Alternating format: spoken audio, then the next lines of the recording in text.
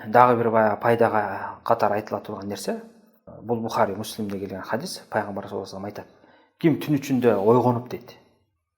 Түн ортосунда же түн ичи таң атканга чейин ойгонуп кетип, анан لا إله إلا الله وحده لا شريك له الملك وله الحمد وهو على كل شيء قدير الحمد لله وسبحان الله ولا إله إلا الله والله أكبر ولا حول ولا قوة إلا بالله деп айтып, кечирим сураса кечирилет, же дуа кылса дуасы кабыл болот, же намаз окуса намаз кабыл болот деген да.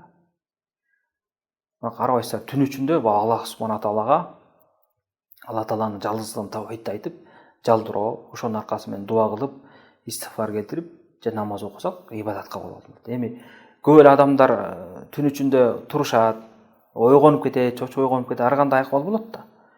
Мына ошондо кезде баягы көзүн ачып коюп, башка нерсени ойлонбой же жөн эле жата бербестен, мына кичине кыска эле ошо сөз да. لا إله إلا الله وحده لا شريك له الملك وله الحمد وهو على كل شيء قدير الحمد لله وسبحان الله ولا إله إلا الله والله أكبر ولا حول ولا قوة إلا بالله деп айтса, ошол адам эмне кылып атат? Күнөөсү кечирип атат. Анын аркасынан Аллаху магфирле депчи дуа кылса, күнөөсү кечирип атат. Же дуа кылып калса, дуасы кабыл болуп калып атат.